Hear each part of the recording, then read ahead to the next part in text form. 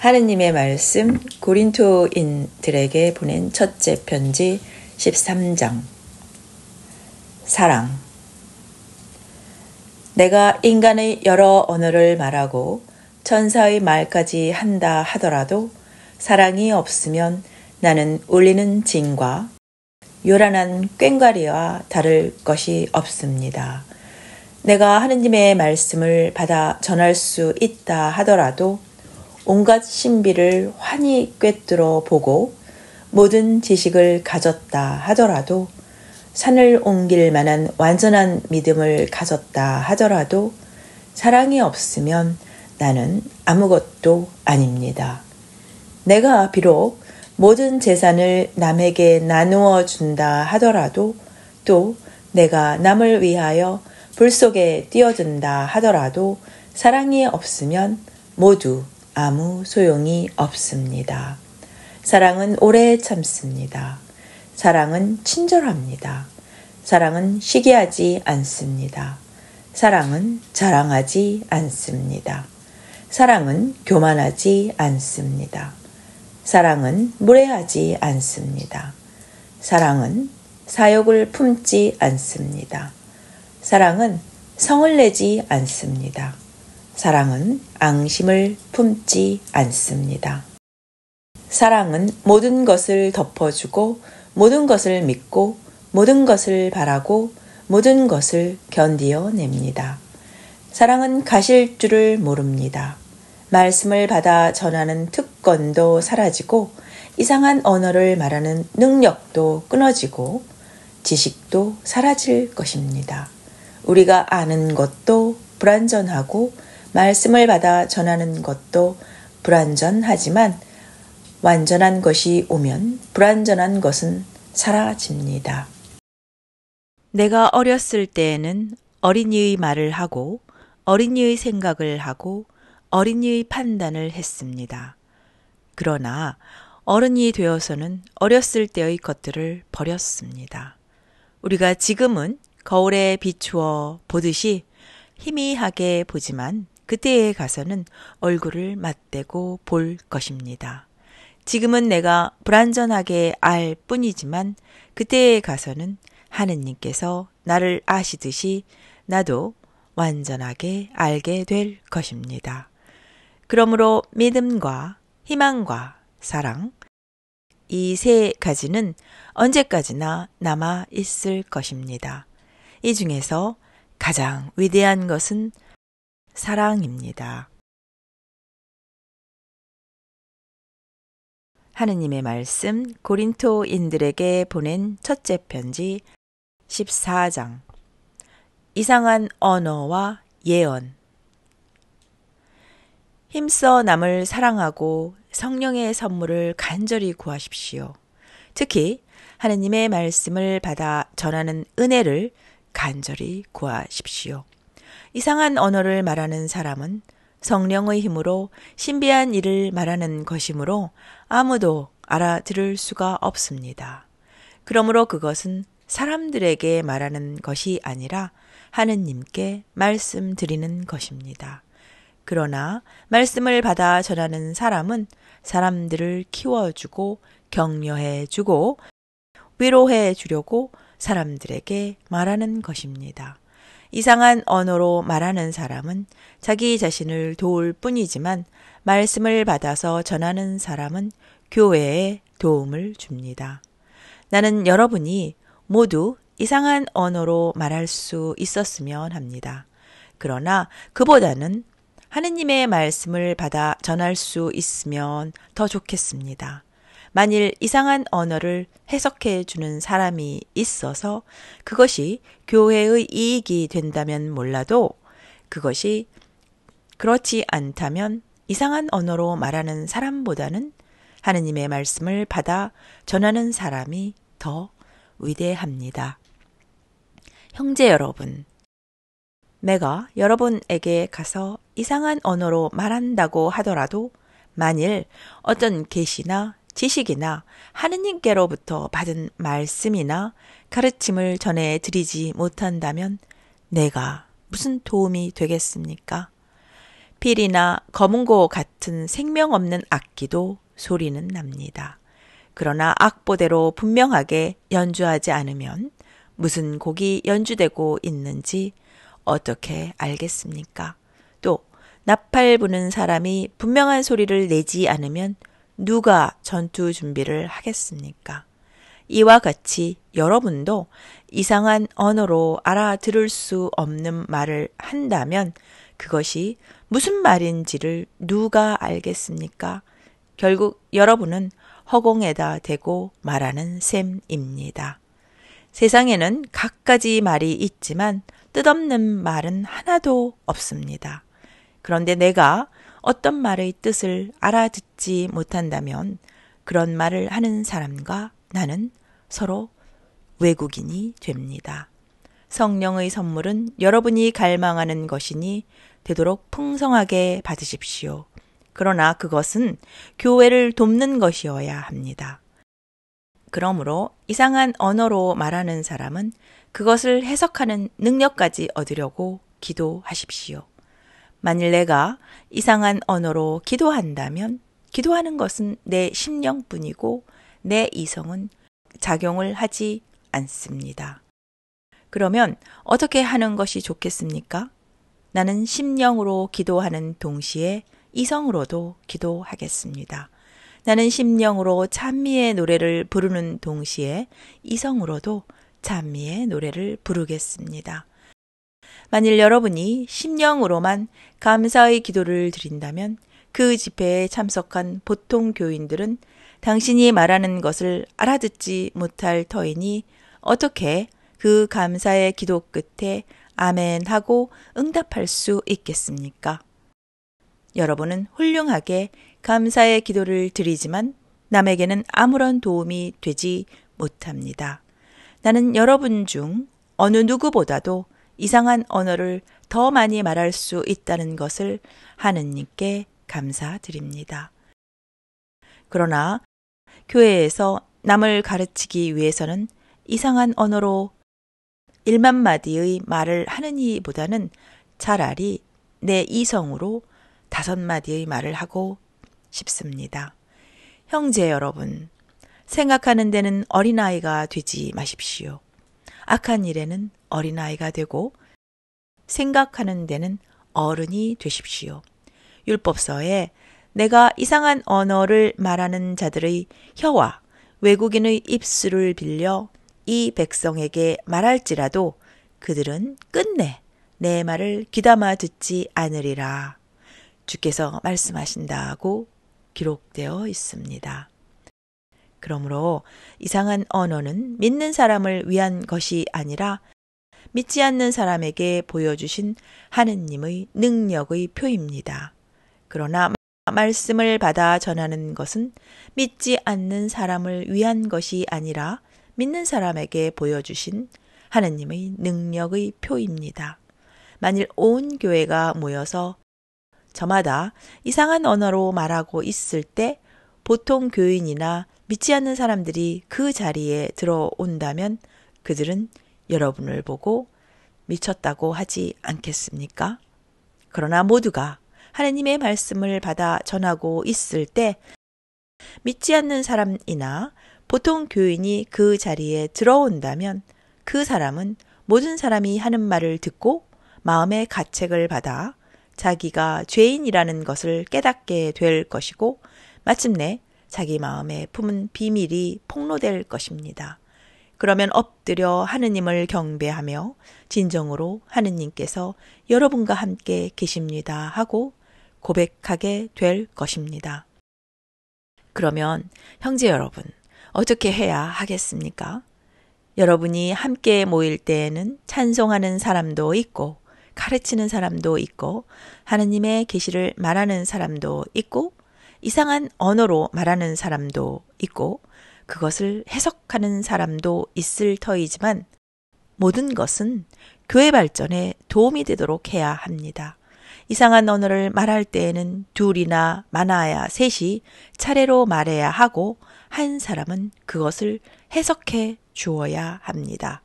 해석할 사람이 없을 때에는 교회 안에서는 그런 말을 쓰지 말고 혼자서 말하거나 하느님하고만 말하십시오. 하느님의 말씀을 받아서 전하는 사람도 둘이나 셋만 말하고 다른 사람들은 그것을 잘 새겨 들으십시오. 그러나 곁에 앉은 사람이 하느님의 계시를 받을 경우에는 먼저 말하던 사람은 말을 중단해야 합니다. 그래야 하느님의 말씀을 받은 사람들이 차례로 다 말씀을 전하게 되어 모든 사람이 배우고 격려를 받게 될 것입니다.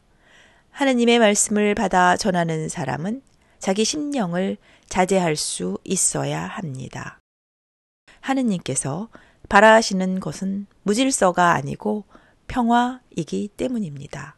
성도들이 모든 교회가 하고 있는 대로 여자들은 교회 집회에서 말할 권리가 없으니 말을 하지 마십시오.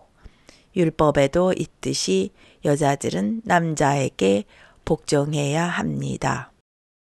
알고 싶은 것이 있으면 집에 돌아가서 남편들에게 물어보도록 하십시오. 여자가 교회 집회에서 말하는 것은 자기에게 수치가 됩니다. 하나님의 말씀이 여러분에게서 나왔다는 말입니까? 또는 여러분만이 하느님의 말씀을 받았다는 말입니까? 자기가 하느님의 말씀을 받아 전한다고 생각하거나 성령의 선물을 받았다고 생각하는 사람은 내가 여러분에게 써 보내는 이 말이 주님의 명령이라는 것을 깨달아야 합니다. 이것을 깨닫지 못하는 사람의 말은 인정할 수 없습니다. 그러므로 형제 여러분, 하나님의 말씀을 받아 전하는 은혜를 간절히 구하십시오. 그리고 이상한 언어를 말하는 것도 굳이 막지는 마십시오. 다만 나는 여러분이 모든 일에 점잖게 또 질서 있게 처리해 주기를 바랄 뿐입니다. 하느님의 말씀 고린토인들에게 보낸 첫째 편지 15장. 그리스도의 부활. 형제 여러분, 전에 내가 전해준 복음을 여러분의 마음속에 되새겨 주려고 합니다. 이 복음은 여러분이 이미 받아들였고 또 여러분의 믿음의 기초가 되어 있습니다. 그러므로 여러분이 헛되이 믿는다면 몰라도 그렇지 않고 내가 전해준 복음 그대로 굳게 지켜나간다면 여러분은 이 복음으로 구원을 받게 될 것입니다. 나는 내가 전해받은 가장 중요한 것을 여러분에게 전해드렸습니다. 그것은 그리스도께서 성서에 기록된 대로 우리의 죄 때문에 죽으셨다는 것과 무덤에 묻히셨다는 것과 성서에 기록된 대로 사흘 만에 다시 살아나셨다는 것과 그 후 여러 사람에게 나타나셨다는 사실입니다. 그리스도께서는 먼저 베드로에게 나타나신 뒤에 다시 12사도에게 나타나셨습니다. 또 한 번은 500명이 넘는 교우들에게도 나타나셨는데 그 중에는 이미 세상을 떠난 사람도 있지만 대다수는 아직도 살아 있습니다. 그 뒤에 야고보에게 나타나시고 또 모든 사도들에게도 나타나셨습니다. 그리고 마지막으로 팔싹둥이 같은 나에게도 나타나셨습니다. 나는 사도들 중에서 가장 보잘것없는 사람이요. 하느님의 교회까지 박해한 사람이니 실상 사도라고 불릴 자격도 없습니다. 그러나 오늘의 내가 된 것은 하느님의 은총의 덕입니다. 하느님께서 나에게 주신 은총은 헛되지 않았습니다. 과연 나는 어느 사도보다도 더 열심히 일했습니다. 그러나 이것은 내가 한 것이 아니라 나에게 주신 하느님의 은총으로 된 것입니다. 내가 전하든지 다른 사도들이 전하든지 우리는 그리스도의 죽음과 부활을 전하고 있으며 여러분은 그것을 믿었습니다.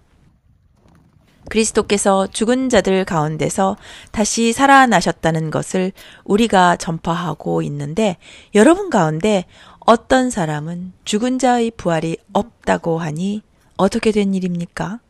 만일 죽은 자가 부활하는 일이 없다면 그리스도께서도 다시 살아나셨을 리가 없고 그리스도께서 다시 살아나지 않으셨다면 우리가 전한 것도 헛된 것이요. 여러분의 믿음도 헛된 것일 수밖에 없을 것입니다. 만일 죽은 자가 다시 살아나는 일이 없다면 하느님께서 그리스도를 다시 살리셨을 리가 없습니다. 그렇다면 하느님께서 그리스도를 다시 살리셨다고 증언하는 우리는 결국 하느님을 거스르는 거짓 증인이 되는 셈입니다. 만일 죽은 자들이 다시 살아나는 일이 없다면 그리스도께서도 다시 살아나실 수 없었을 것입니다. 만일 그리스도께서 다시 살아나시지 않았다면 여러분의 믿음은 헛된 것이 되고 여러분은 아직도 죄에서 헤어나지 못하고 있을 것입니다. 그리고 그리스도를 믿다가 세상을 떠난 사람들도 멸망했을 것입니다. 만일 그리스도를 믿는 우리가 이 세상에만 희망을 걸고 있다면 우리는 누구보다도 가장 가련한 사람일 것입니다. 그러나 그리스도께서는 죽은 자들 가운데서 다시 살아나셔서 죽었다가 부활한 첫 사람이 되셨습니다. 죽음이 한 사람으로 말미암아 온 것처럼 죽은 자의 부활도 한 사람으로 말미암아 왔습니다. 아담으로 말미암아 모든 사람이 죽는 것과 마찬가지로 그리스도로 말미암아 모든 사람이 살게 될 것입니다. 그러나 각각 차례가 있습니다. 먼저 그리스도께서 살아나셨고 그 다음에는 그리스도를 믿는 사람들이 그리스도께서 다시 오실 때 살아나게 될 것입니다. 그 다음에는 마지막 날이 올 터인데 그때에는 그리스도께서 모든 권위와 세력과 능력의 천신들을 물리치시고 그 나라를 하느님 아버지께 바치실 것입니다. 그리스도께서는 하느님께서 모든 원수를 그리스도의 발 아래 굴복시키실 때까지 군림하셔야 합니다. 마지막으로 물리치실 원수는 죽음입니다. 하느님께서는 모든 것을 당신 발 아래 굴복시키셨다 했습니다.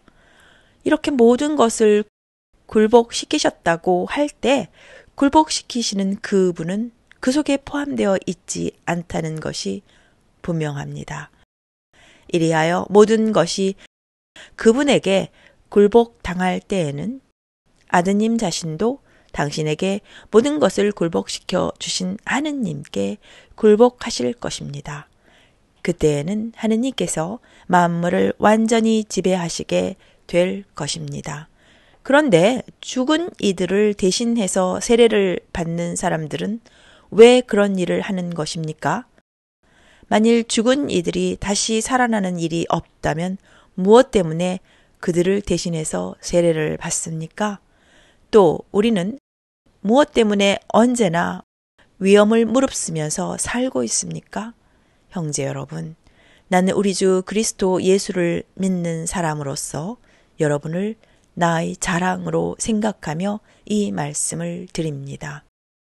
나는 날마다 죽음의 위험을 당하고 있습니다. 내가 서로 에페소에서 맹수와 싸우는 위험을 겪었다 하더라도 그것이 인간적인 동기에서 당한 일이라면 내가 얻은 것이 무엇이겠습니까? 만일 죽은 자가 다시 살아나는 일이 없다면 내일이면 죽을 테니 먹고 마시자 해도 그만일 것입니다. 속지 마십시오. 나쁜 친구를 사귀면 품행이 나빠집니다. 정신을 똑바로 차리고 죄를 짓지 마십시오. 여러분 중에는 하느님을 모르는 사람이 있어서 부끄러운 줄을 알라고 이런 말을 하는 것입니다. 그러면 죽은 사람이 어떻게 다시 살아나며 어떤 몸으로 살아나느냐 하고 묻는 사람이 있을지도 모릅니다. 어리석은 질문입니다. 심은 씨는 죽지 않고서는 살아날 수 없습니다. 여러분이 심는 것은 장차 이루어질 그 몸이 아니라 밀이든 다른 곡식이든 다만 그 씨앗을 심는 것뿐입니다. 몸은 하느님께서 당신의 뜻대로 지어주시는 것으로 씨앗 하나하나에 각각 알맞은 몸을 주십니다. 모든 육체가 다 같은 것은 아닙니다. 사람의 육체가 다르고 동물의 육체가 다르고 새의 육체가 다르고 물고기의 육체가 또 다릅니다. 하늘에 속한 것들이 있고 또 땅에 속한 것들이 있습니다. 하늘에 속한 것들의 영광이 다르고 땅에 속한 것들의 영광도 다릅니다. 해의 영광이 다르고 달의 영광이 다르고 별의 영광이 다르며 또 별과 별 사이에도 그 영광이 다릅니다. 죽은 자들의 부활도 이와 같습니다. 썩을 몸으로 묻히지만 썩지 않는 몸으로 다시 살아납니다. 천한 것으로 묻히지만 영광스러운 것으로 다시 살아납니다. 약한 자로 묻히지만 강한 자로 다시 살아납니다. 육지적인 몸으로 묻히지만 영적인 몸으로 다시 살아납니다. 육체적인 몸이 있으면 영적인 몸도 있습니다. 성서에 기록된 대로 첫사람 아담은 생명 있는 존재가 되었지만 나중 아담은 생명을 주는 영적 존재가 되셨습니다. 그러나 영적인 것이 먼저 있었던 것이 아니라 육체적인 것이 먼저 있었고 그 다음에 영적인 것이 왔습니다. 첫째 인간은 흙으로 만들어진 땅의 존재이지만 둘째 인간은 하늘에서 왔습니다. 흙의 인간들은 흙으로 된 그 사람과 같고 하늘의 인간들은 하늘에 속한 그분과 같습니다. 우리가 흙으로 된 그 사람의 형상을 지녔듯이 하늘에 속한 그분의 형상을 또한 지니게 될 것입니다. 형제 여러분, 이 말을 잘 들어두십시오. 살과 피는 하느님의 나라를 이어받을 수 없고 썩어 없어질 것은 불멸의 것을 이어받을 수 없습니다. 내가 이제 심오한 진리 하나를 말씀드리겠습니다. 우리는 죽지 않고 모두 변화할 것입니다. 마지막 나팔 소리가 울릴 때에 순식간에 눈 깜빡할 사이도 없이 죽은 이들은 불멸의 몸으로 살아나고 우리는 모두 변화할 것입니다. 이 썩을 몸은 불멸의 옷을 입어야 하고 이 죽을 몸은 불사의 옷을 입어야 하기 때문입니다. 이 썩을 몸이 불멸의 옷을 입고 이 죽을 몸이 불사의 옷을 입게 될 때에는 승리가 죽음을 삼켜버렸다. 죽음아, 내 승리는 어디 갔느냐? 죽음아, 내 독침은 어디 있느냐? 한 성서 말씀이 이루어질 것입니다. 죽음의 독침은 죄요, 죄의 힘은 율법입니다. 그러나 우리 주 예수 그리스도를 통하여 우리에게 승리를 주신 하느님께 감사합니다. 그러므로 사랑하는 형제 여러분, 굳건히 서서 흔들리지 말고 언제든지 주님의 일을 열심히 하십시오. 주님을 위해서 하는 노력은 결코 헛되지 않다는 것을 명심하십시오. 하느님의 말씀 고린토인들에게 보낸 첫째 편지 16장 예루살렘 교회를 위한 헌금. 이제는 성도들을 돕기 위한 헌금에 대해서 말씀드리겠습니다. 내가 갈라디아 여러 교회에 지시한 것을 여러분도 따르십시오. 내가 여러분에게 간 다음에야 비로소 헌금하느라고 서두르지 말고 여러분은 일요일마다 각각 자기 형편에 따라 얼마씩을 미리 저축해 두십시오. 내가 여러분에게 가서 여러분이 인정하는 사람들에게 내 소개 편지와 여러분의 성금을 예루살렘으로 가져가게 하겠습니다. 만일 나도 예루살렘에 가야 한다면 함께 가도록 하겠습니다. 나는 마케도니아에 들를 일이 있으니 거기에 먼저 들렀다가 여러분에게로 가겠습니다. 거기에 가게 되면 얼마 동안 여러분과 함께 지낼지도 모릅니다. 혹시 겨울을 나게 될지도 모르겠습니다. 그 다음에는 내가 가려는 곳으로 길을 알선해 주십시오. 나는 지금 지나는 길에 여러분을 잠깐 만나보려는 것이 아닙니다. 주님께서 허락하신다면 얼마 동안 여러분과 함께 지낼 생각입니다. 그러나 오순절까지는 이곳 에페소에 머물러 있겠습니다. 여기에는 나를 적대하는 사람들이 많기는 하지만 내가 큰 일을 할 수 있는 문이 활짝 열려 있습니다. 디모테오가 그리로 가거든 아무 불안 없이 여러분과 함께 지낼 수 있도록 해 주시기 바랍니다. 그는 나처럼 주님을 위하여 일하고 있는 사람입니다. 아무도 그를 업신여기지 말고 그가 무사히 나에게 돌아올 수 있도록 잘 주선해 주십시오. 나는 그가 돌아오기를 교우들과 함께 기다리고 있습니다. 마지막으로 교우 아폴로에 관하여 말씀드리겠습니다. 나는 그에게 다른 교우들과 함께 여러분한테 찾아가라고 간곡히 부탁했지만 그는 지금 갈 마음이 전혀 없습니다. 그러나 적절한 때가 오면 가게 될 것입니다. 여러분은 늘 깨어 있으십시오. 굳건한 믿음을 가지고 씩씩하고 용감한 사람이 되십시오. 그리고 모든 일을 사랑으로 처리하십시오. 형제 여러분, 여러분에게 또 한 가지 권할 것이 있습니다. 아시다시피 스테파나의 가족은 아카이아 지방에서는 처음으로 그리스도를 믿고 성도들을 위해서 몸바쳐 일한 사람들입니다.